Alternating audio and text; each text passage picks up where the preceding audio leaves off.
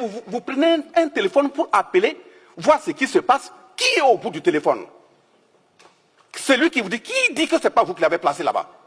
Deuxième exemple, il y a le choix délibéré du narratif.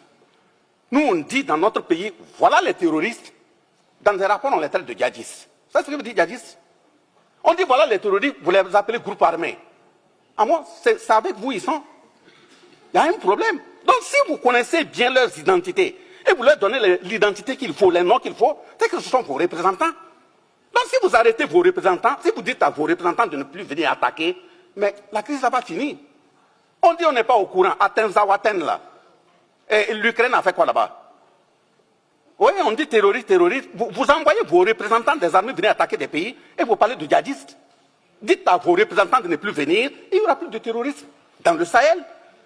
Mais maintenant, je prends par exemple comment dirais-je, vous faites un rapport, vous appelez les gens, vous constituez votre rapport.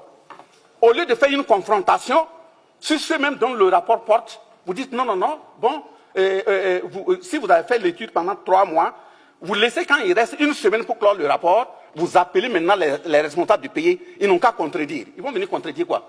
Ça veut dire que vous créez les conditions pour qu'ils n'aient même pas la possibilité de réagir. Donc on ne peut pas continuer sur cette base. Quand je le dis, qu'il y a un assassinat qui est plafonné, je vous donne les références, vous allez aller vérifier.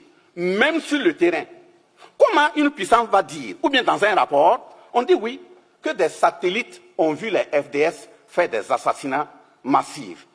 Des satellites qui voient des FDS qui font des assassinats massifs. Et les mêmes satellites sont incapables de voir des terroristes qui s'organisent pour aller attaquer. Vous, vos satellites là, ils sont binaires ou bien c'est quoi? Donc ils regardent par choix. Donc vos satellites, quand c'est vous, vos hommes là, on ne voit pas. Donc il y a quand même un problème. Donc, je prends le cas de Kadhafi. Ça a été exactement le même narratif qui a été utilisé sur Kadhafi. Et voilà les exemples. Encore, on a dit que oui, il y a rapidement Human Rights qui a fait un rapport, qui a déposé. D'abord, il faut que les gens de Human Rights comprennent que la Déclaration universelle des droits de l'homme, de 1789, a été construite 553 ans après l'achat de Kouroukanfouga de 1236. On ne peut pas venir apprendre à des Africains ce que c'est que les droits humains. Vous prenez la Déclaration universelle des droits de l'homme de 1948. Elle a été construite 712 ans après l'achat de Kouroukanfouga. Ça veut dire que les droits humains, quand même, en Afrique, on sait de quoi il s'agit. Donc, vous prenez, vous dites, oui, Human Rights a fait un rapport, allez déposer parmi les rapports qui ont concouru à la prise de la résolution 1970 et la résolution 1973, ça veut dire 1970 et 1973, qui ont permis d'assassiner Kadhafi. Même on a dit que c'était pour aller créer une zone aérienne, d'exclusion aérienne. C'est une zone qui a été créée. On est intervenu jusqu'au sol, aller massacrer Kadhafi. Et après, on revient, on dit, non, les rapports qui ont été utilisés là, les preuves n'étaient pas consistantes. Voilà, ce sont des gens qui ont appelé. Ça y est, sur le net, vous pouvez taper. Et c'est sur cette base que Kadhafi, en 2025, vient même d'être condamné pour groupement de malfaiteurs et autres. Ça veut dire que les responsables de Human Rights Watch doivent aussi répondre en tant que malfaiteurs. Regroupement de malfaiteurs. Ce que ça veut dire. Donc, finissant ces exemples, je dis que le Burkina Faso, au sein de l'AES, nous sommes engagés, pas contre un peuple, pas contre une personne, pas contre un groupe.